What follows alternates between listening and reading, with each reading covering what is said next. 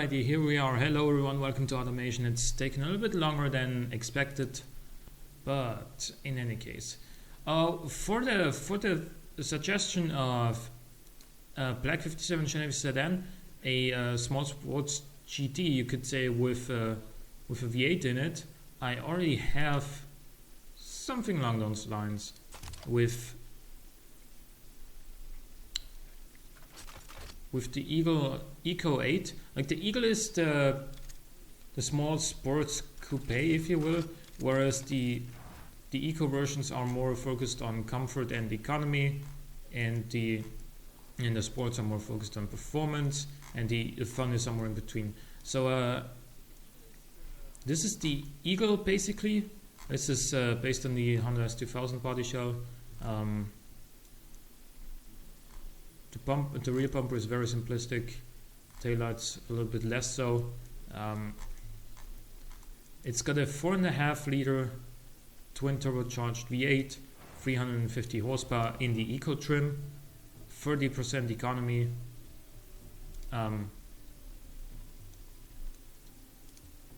0 to 100 in 5.3 seconds.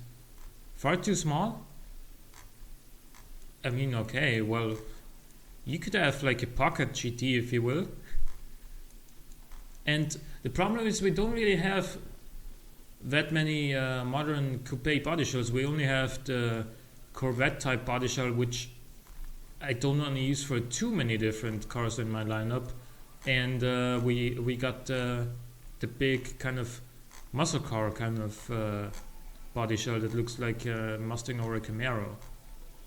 And that has a wheelbase of 291, which is huge, absolutely massive. So there's my problem. Like, what do I use for a small coupe? The S15 kind of body is too old. Even this gets a significant penalty here, but with the Nissan S15 kind of body, it gets a lot more of a penalty, and I want to be competitive, you know. In any case, what we're gonna do now is we are gonna be doing a premium sedan,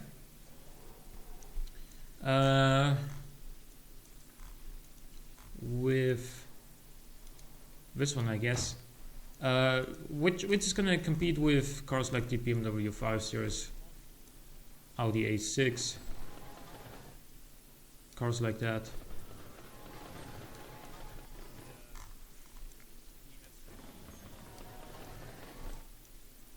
How much of so you can add the penalty to your score? That's not quite how it works, because, like, say if you have a penalty of 16%, that doesn't mean that, you know, you just add 16 to your score. Rather, your final score without the penalty was reduced by 16%, and that's a different score then. So it's not as easy to calculate in your head, and I don't want to, you know, bring out the calculator for every single car that I make. So I'm just gonna take it as is. So what kind of, well, definitely a monocoque. I think we're gonna go for aluminum, right? That is usually standard in this class.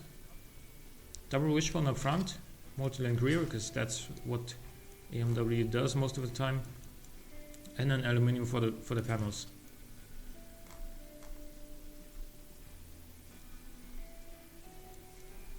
I think that is okay for now. Maybe make the front door a little bit larger, showing that this car is a little bit more driver focused. Max tires front is 285, max tires rear 275. You want more room back there. Like, at the very least, yeah, something like this, because we are gonna make a performance version out of this. Will it include an inlet 6 and a V8? Yes. Like, there's gonna be multiple versions of this. Some of them will have inline sixes, some of them will have V8s. I'm hoping for a low displacement V12. Probably not in this car. Probably not in this one. But as soon as twin turbo V12s are out, maybe the top version of this will have a twin turbo V12.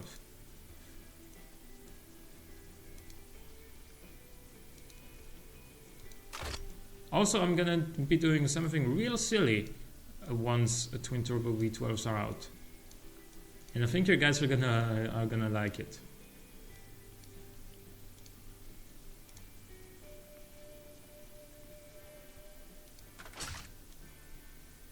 Stretch this out a little bit further so we can easily grab it and reposition it, and then do this.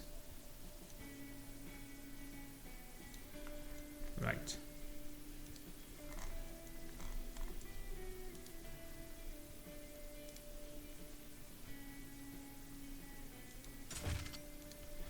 Okay, that is the grill. That was the easy part. What kind of headlights? You don't want this thing to look too aggressive.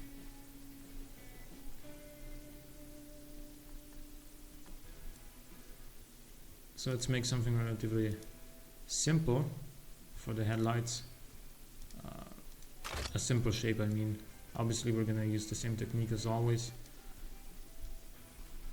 That was the wrong key.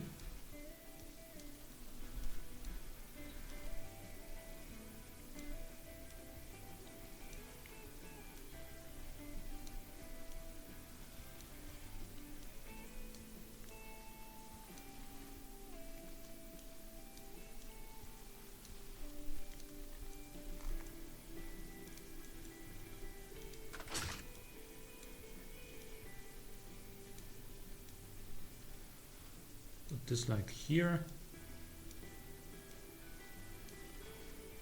and then put that over there.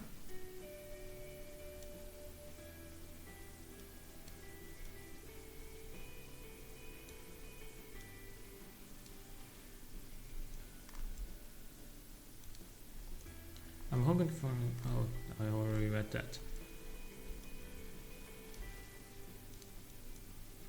So now we're gonna insert the headlight fixture.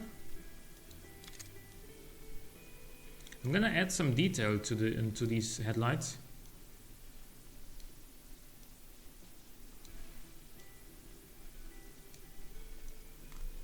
Okay, so what is the problem here? We got kind of the headlight shining through here, shining through the stripe here. That is a little bit annoying. Maybe we can change that by repositioning it. There we go.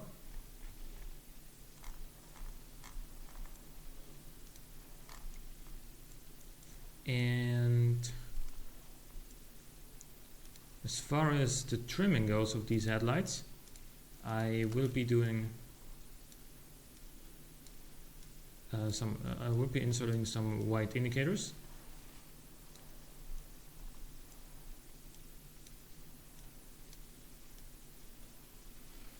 Like right there.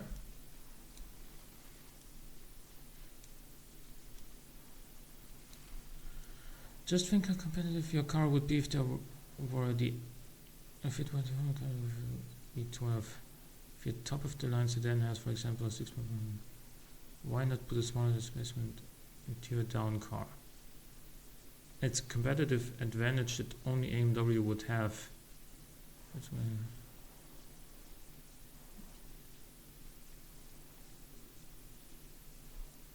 Okay, welcome back. Echo Redline. Black. I don't know if it would be an advantage, because the way the tuning works is that the more capacity you have per cylinder, given that you want turbos for better performance and better economy these days, the more capacity you have per cylinder, the easier it is to generate low-end torque with the turbos, the easier it is to spool up the turbos earlier.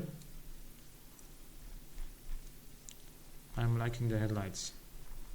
So that, thank you. That will be basically the sort of LED stripe running along, and then we're gonna add some actual headlamps. I know these are kind of, if you look at them this way, they're the kind of 40 style taillights, whereas they're listed here as indicators, and them being listed as indicators is the only reason why you can put these up front. But if you put them in here,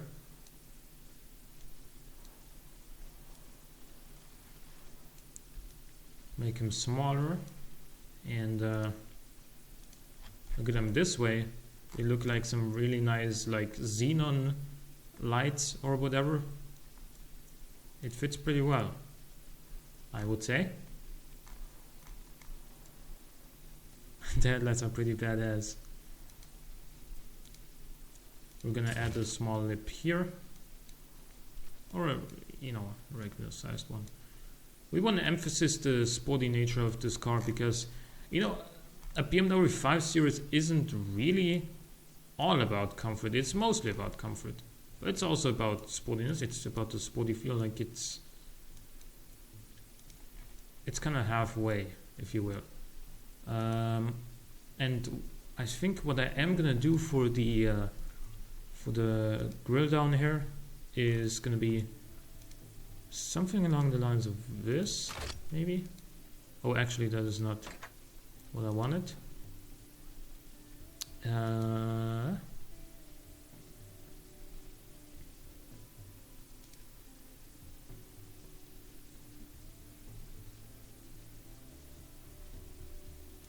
This is going to be the one that competes with Audi A6 and BMW 5 Series.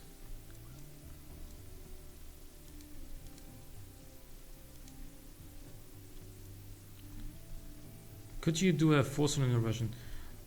Or what else? Like people ask for a 6-cylinder and a V8 version. Black 57 sedan asked for a V12, and now we are asking for a 4-cylinder. Why not add every engine into this car?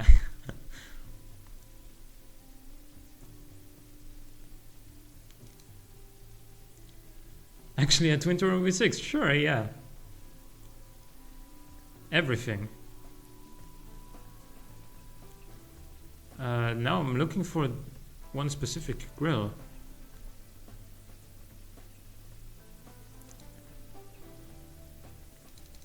I'm looking for this one, but not in... Oh, there it is. There's the one I was looking for.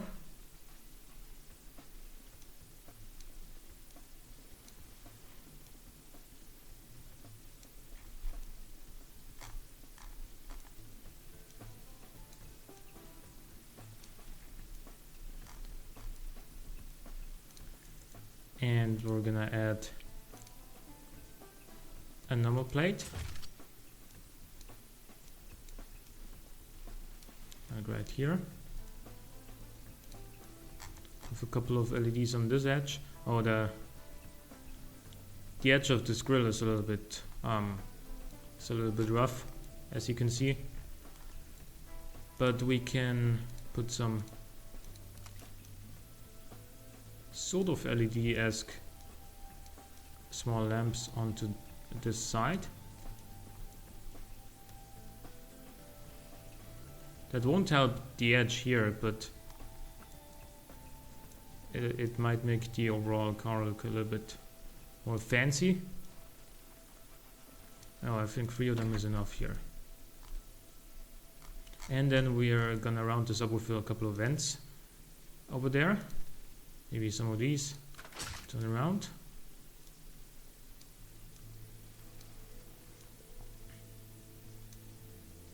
Maybe I should rotate them so they're more in line with the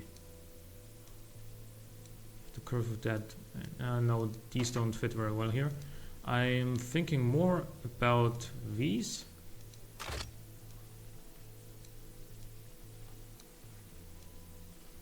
No, please don't move that. Thank you.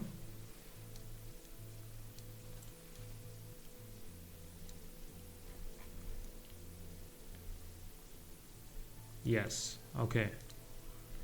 I guess if this is supposed to be a 5 Series competitor, it's also fighting Cadillac CTS, which just comes.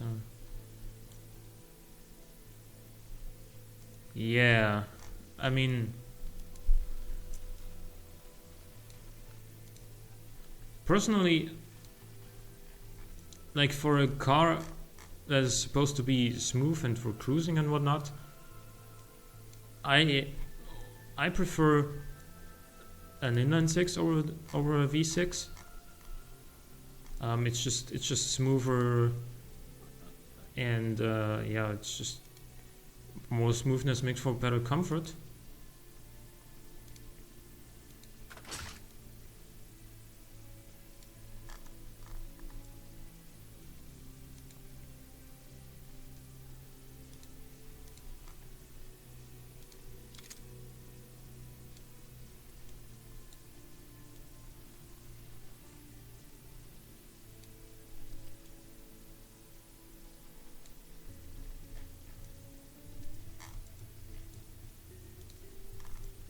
Okay, that's why photo sports cars with fancy radio instead of being a true luxury car. Yeah, okay, well.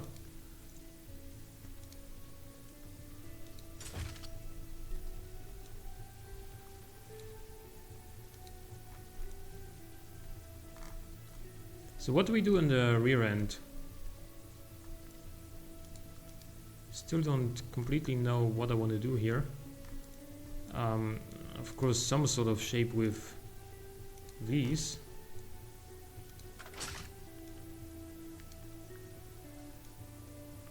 Here's something along the lines of this. And then that. Can you make it look like an E-Class at the back? The current E-Class?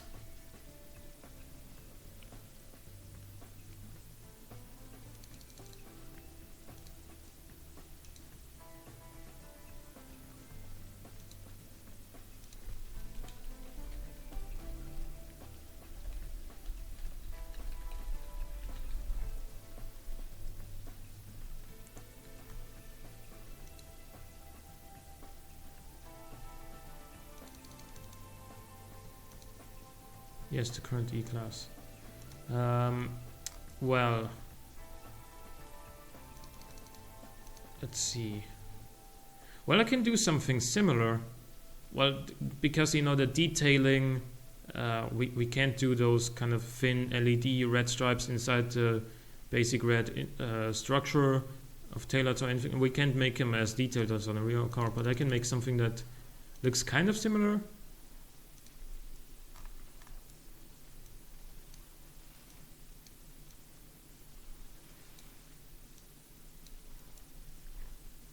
In fact, I was gonna go for a shape that looks kind of similar to the E-Class anyways, like I didn't even notice that beforehand.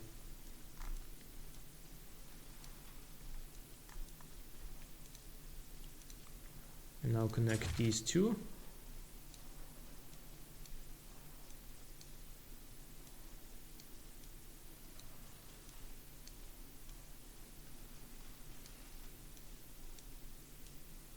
And make this one a lot wider.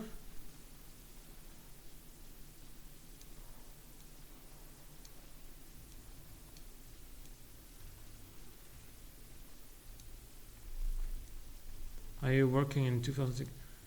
Oh, that's right. I should be working in 2016 because, you know, 2015 is basically over. As far as I'm concerned, at least, like, sure, Christmas isn't there yet, but who cares?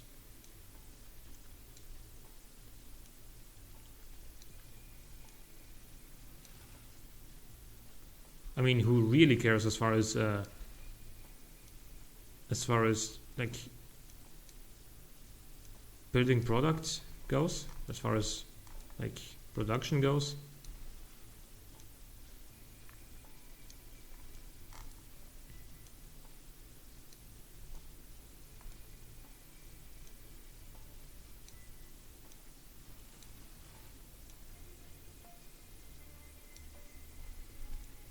when you think about it,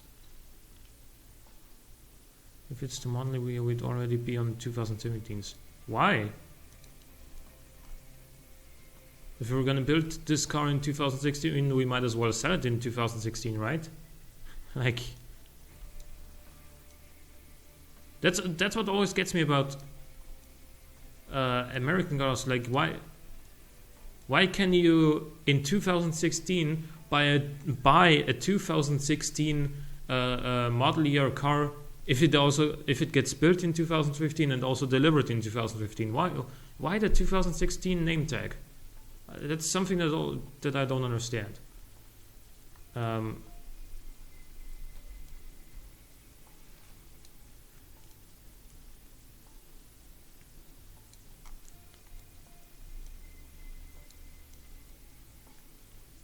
gonna add a little bit of detailing here.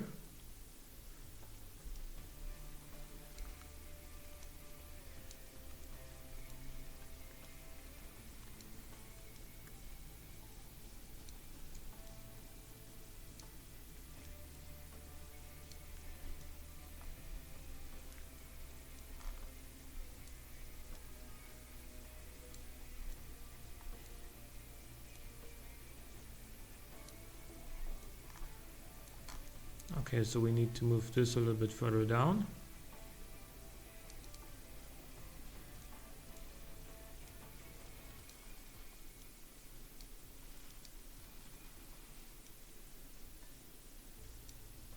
Okay, so apparently we moved that one fixture without actually cloning it. Alrighty, so now what we're gonna do is we're gonna put in one of the... they do that. Well, all I know is that typically that only is introduced in the fall of 2015 and runs for until it's...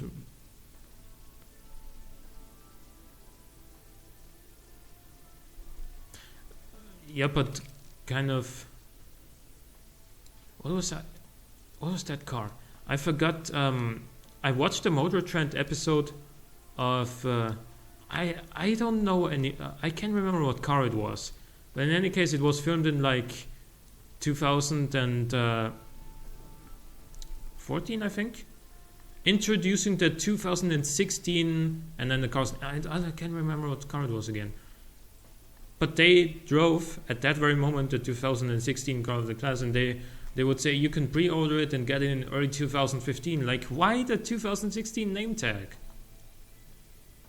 Why do you want to sound more futuristic than you actually are? That's... I don't get it. Like, in my opinion, if you're going to be building a car in 2014, delivering it in 2016 or in 2015, excuse me, you should call it a 2014 because it has 2014 technology in it, right? So here you have it. Here you have the sort of white, the white lower taillight stripe. That is a feature that the E-Class has. Actually, you know what? I'm gonna do something else as well. No, the U. I wanted to move the U and then make you a little bit shorter. Ford Mustang. That could be it. Yeah, taillights look really good. Thank you.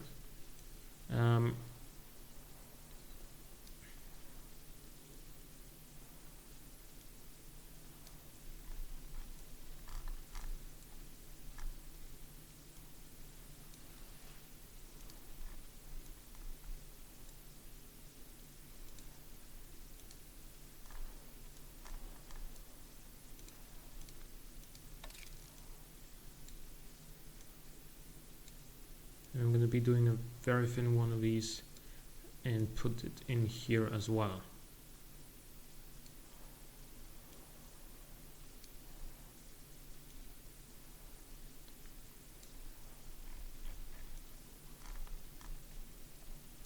Yes, okay. That'll be that. And Indicators, I think we're just gonna run some thin ones along that side of them.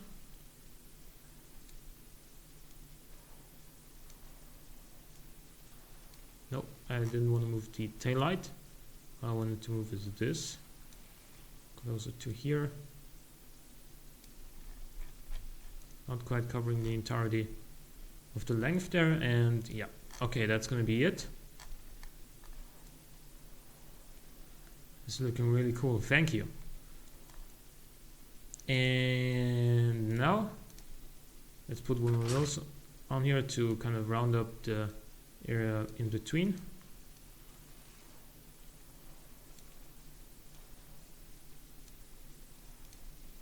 And put a badge on that.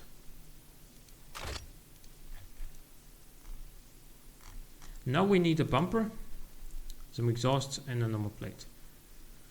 The bumper we're gonna be making with one of those, I think, maybe.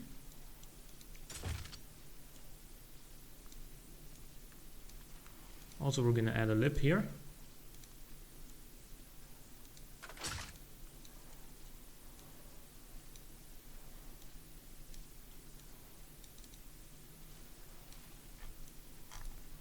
And then add some vents on the side of this.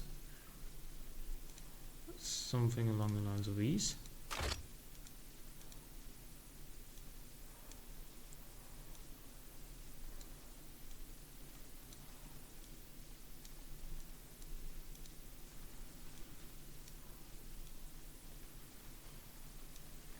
Now I know this looks more like a sports car than a, you know, regular family everyday saloon, but AMWs always have. Happy rear bumper. Exactly. Happy to overtake. Happy to overtake others, because this thing's gonna be making some power. Like, generally speaking, these cars, the A6, the 5 Series and whatnot, they are not slow. Not slow at all. Let me try. How did they look in here? Oh, pretty good. And then we're gonna round this up with some braking lights.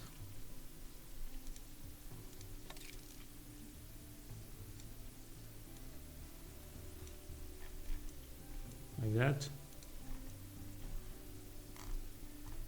Alrighty.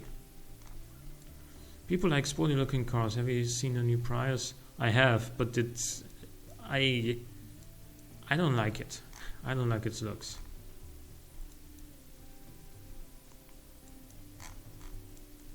Right. So this is going to be a rear drive because front wheel drive doesn't exist in the world of AMW. We're going to be giving this like a dark blue color. Looks pretty good. Good idea with the E-Class style taillights. So now, what engine do we want in there? Inline 4, inline 6, V6, V8, V12, anything.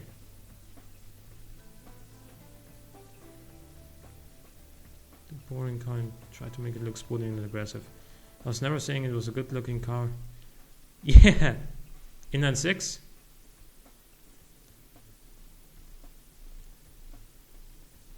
Inline 6. Okay, let's give it an inline 6. Actually, we already have. I already have a. There we go. An inline 6 family that we could easily use for this one, but make a new trim out of this because we have. Wait, excuse me? Because currently I'm using these for the Eagle with a 2.5 liter displacement, but for this car I want to use a 3 liter displacement. so the full thing here, and I want to turbocharge it for a lot of torque. So we'll go for that. 275 horsepower, which is 293 now.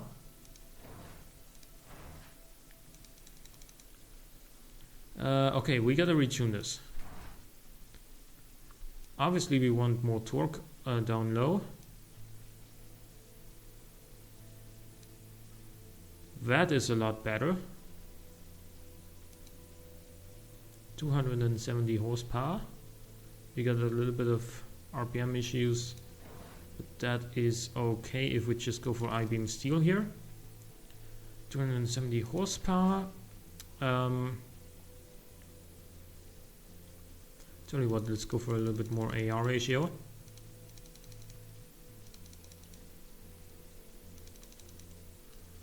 It needs to be at least 310 horsepower. Why? If this is going to be the entry level version, why would it need to make so much power? Like, we can make multiple trims of this.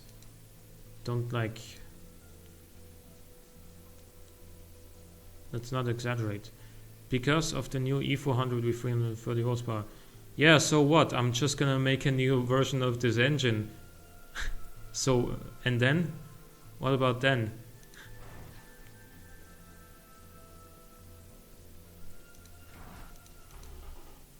That is the eco version, basically.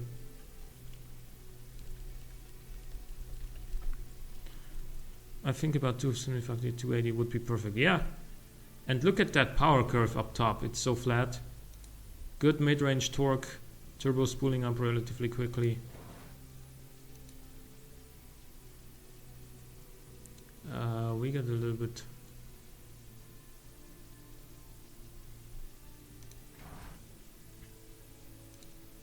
$280. Yeah, I think we're gonna stick with this setup here.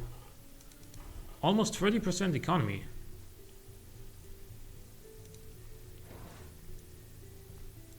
Now, what gearbox do we put in there?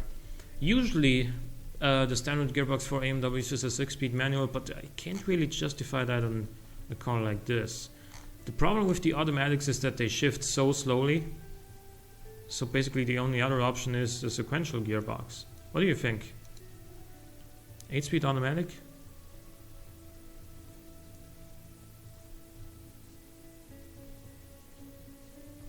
ECT7? Slush box auto in the base model 6-speed.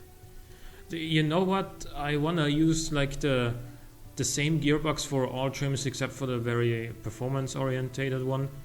So it's like cheaper for us to produce the different models. So I kind of wanna go for a ZF style single clutch. Excuse me, there's no 8-speed.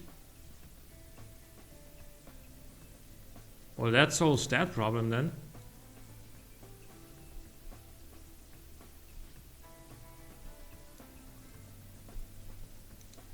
Well,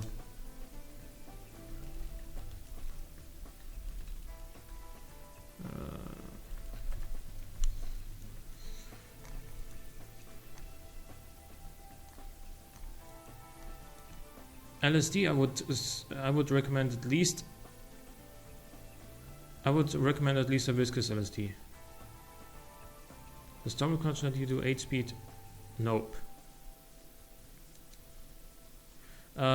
Differential, the viscous or a geared LSD? I think it's worth the geared LSD actually, because this is not going to be a cheap car to begin with, and it better have a good differential to put down its power. 200 kilometers an hour estimated top speed? I don't think so. I think it's gonna do more than that. 250. Yeah, let's limit it at 250, and let's kind of do this. We can always adjust the top speed later on if you want some overdrive or whatnot. Medium compound tires. 17 inch. 17 inch for the base model. Let's go for like 255s on the rear. 235 up front. We can adjust this as well a little bit later. Like so. Alloy rims, because this is a relatively expensive car. Vented discs. 6 pistons up front. Pretty big brakes.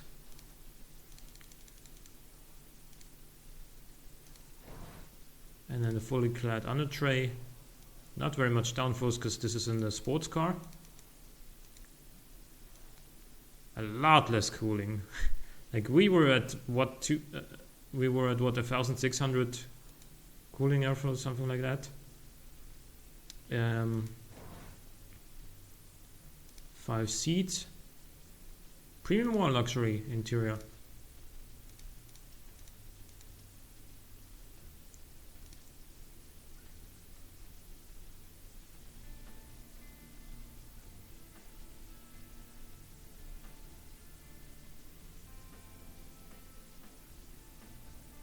Premium. Yeah, don't forget to change the rim style. Like that, perhaps. Premium. Okay, let's stick with premium then. And active comfort suspension, I would say, or hydropneumatic. Hydropneumatic is even more expensive, where I don't think it's as good. Semi-active and then passive sway bars, and relatively comfortable setup here. Because again, like the eco versions are always more oriented towards comfort and drivability than towards sportiness. 44.4 drivability, that's not that good. It's a really potent muscle car, it seems. Pardon? But Family Sport Premium is its strongest market, and that is exactly what we were aiming for. Let's see, Family Premium is really strong. Commuter Premium is good.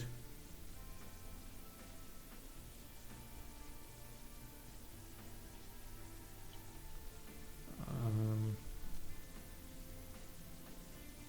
30,500, I don't think that's going to be a selling price. It's going to be more along the lines of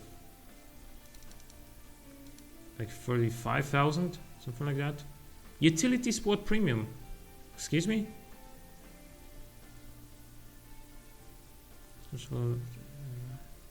Yeah. That is exactly the sort of car I have in mind with that suspension setup. Utility Sport Premium. What's so utility-esque about this car? Like it's a regular photo saloon. It's nothing with a huge trunk or anything, or with a huge loading space on the back. In any case, look at that economy though. That's really good for a 3-liter turbo inline 6. 250 it will reach. You have a big trunk. Yeah, but come on, it's not an estate or anything.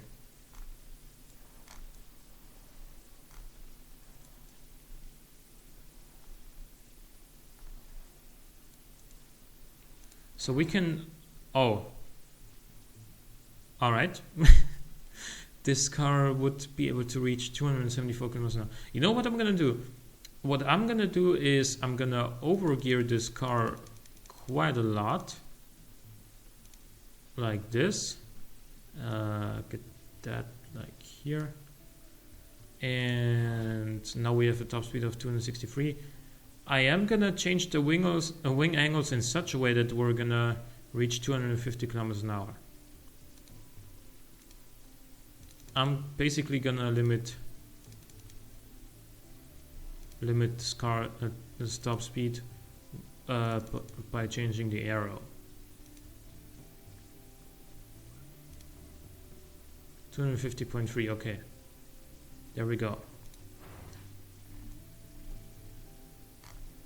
Lots of torque, yeah. 9.5 liters per 100 kilometers. It's better than before I changed the gearing and everything. Even though we are now making a lot more downforce, or at least should be making. That's probably why it thinks its utility. Family Sport Premium is now like really, really competitive. Let's see what this would do around the airfield track.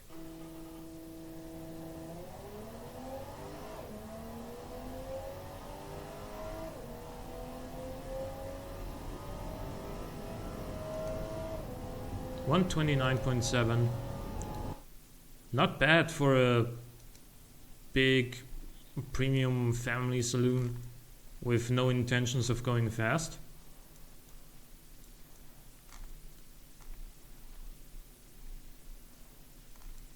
Under £4,000, it's really good for a big sedan. Yeah, I mean, I think that a lot of cars these days are too heavy because they have too much unnecessary electronic stuff on the inside. Like, for example, wait, what was that car? I think on a Fiat Punto, or was it a Kia Ceed, or something of the cheap hatchback variety.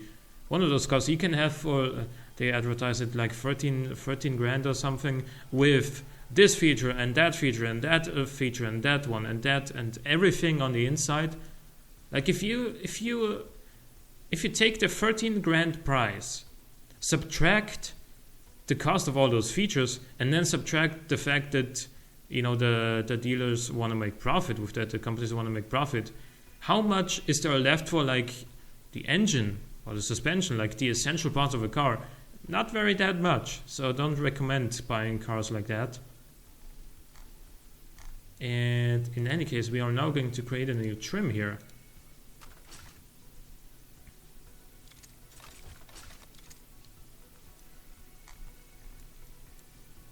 Go to the engine tab. Clone this one. And then change the turbo setup and make it like, make it produce how much? 330 horsepower, you said?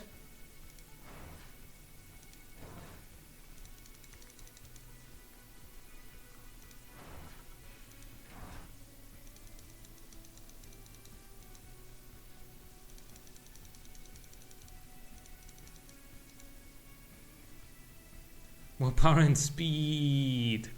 Power! Jeremy Clarkson style. Excuse me, why is this not increasing the power output? I know it is though.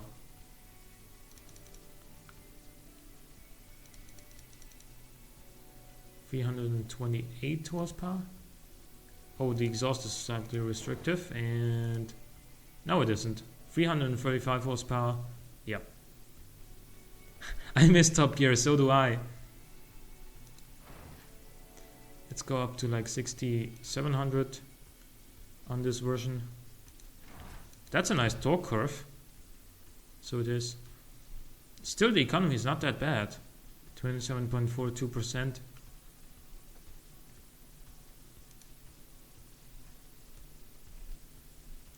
Let's stick with the 7-speed single clutch. Top speed is now 267. Okay, we're gonna have to change some things here, because we're not gonna be able to keep this thing below 250 kilometers an hour just by adding more and more downforce. What do we do? Any ideas how to limit this car to 250 kilometers an hour? I mean, I could try it, right?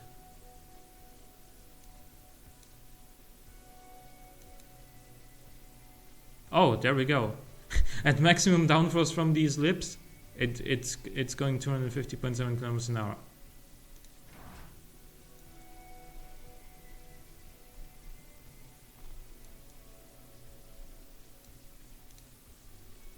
.7 seconds, 0 to 100.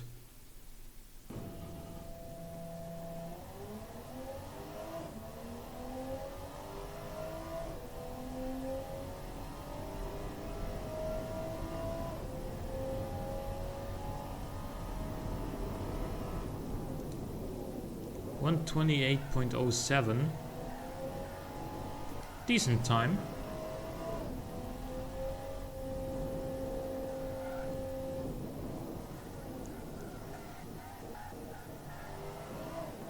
next term, can you do 400 horsepower V8? Sure, I can. Just add an electronic speed limiter. So you basically only gear it to whatever speed you wanna reach, right?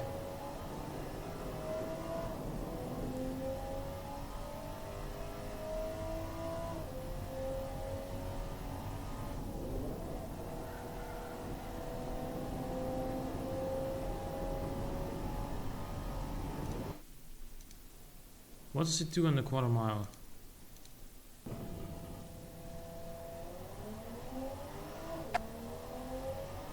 Oh, a little wheel spin in second gear, it seems.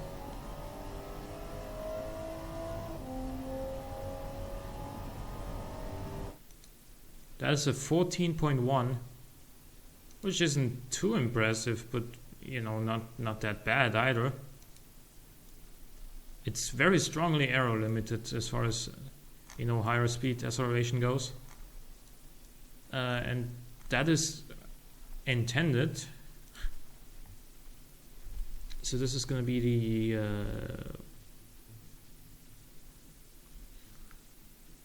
I'd just say that it can only do 106 maybe.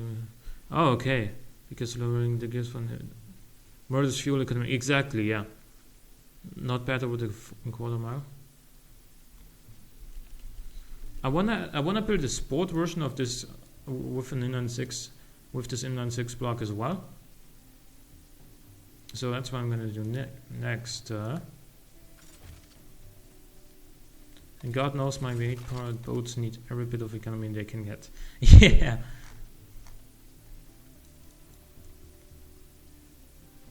Oh, you know what? We didn't even name this engine yet.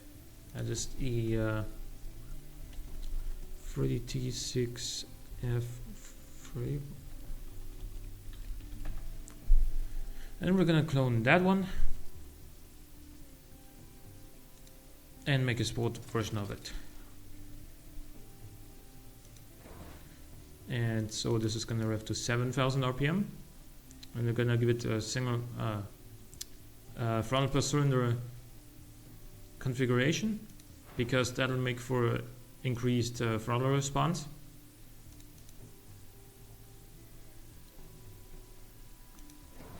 And we're gonna go for slightly higher cam profile here, and maybe not that high. 45 should be alright.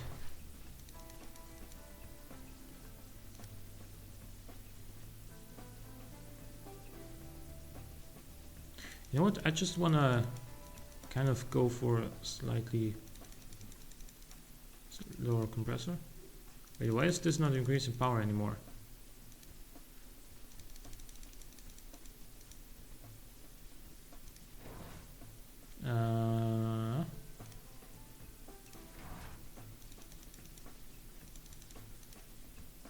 That doesn't do anything anymore.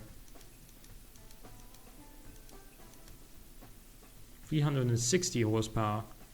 After this car is completely done, can you do a car that competes with the BRZ? Yeah, sure. We can do that. 360 horsepower at 6,800 RPM.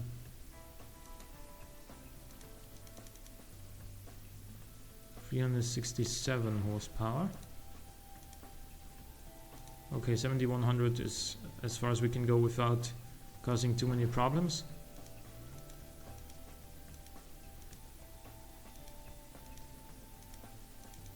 Excuse me, why is the peak power not moving downwards if I decrease the compressor size? Now it's at 6,800. Now it's at 7,100. That's weird. It does a little bump, it seems, at 7,100.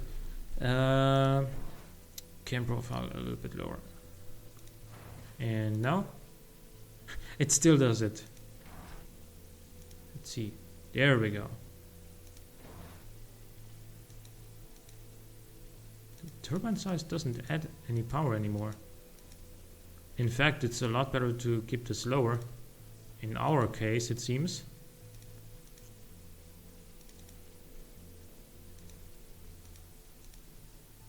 361 horsepower.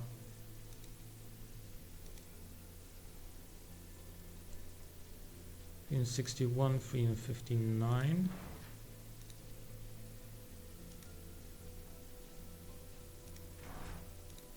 $360. Let's leave it at 360 and 465 Newton meters of torque. That is certainly enough.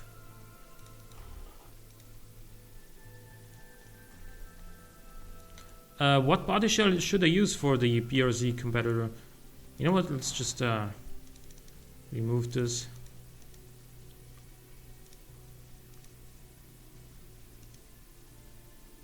Go for a higher cooling airflow.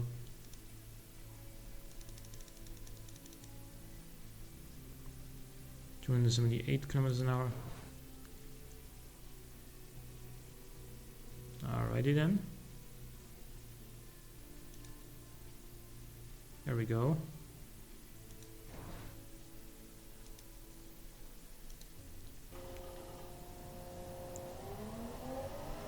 Oh, you know what? We didn't change the tire width yet.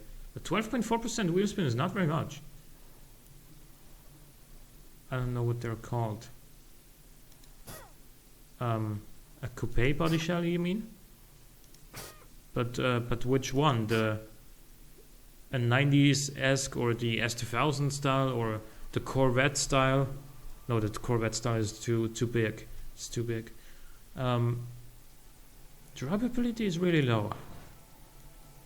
Probably a small front engine coupe. Yeah, that's what I thought.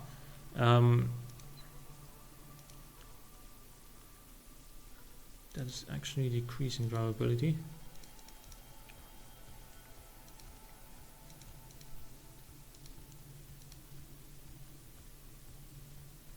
S2K style. Alright, in that case I already have one. Like in that case I already have one.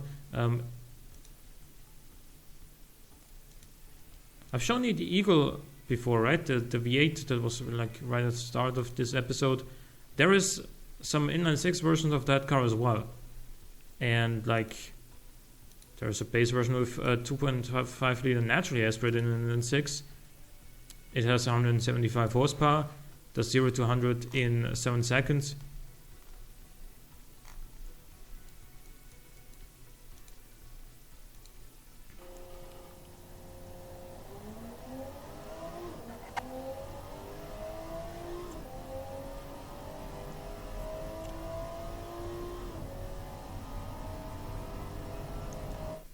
That is a 13.8 second quarter mile time. Pretty good.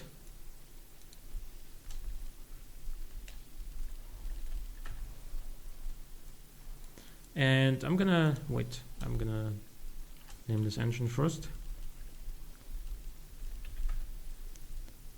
There we go.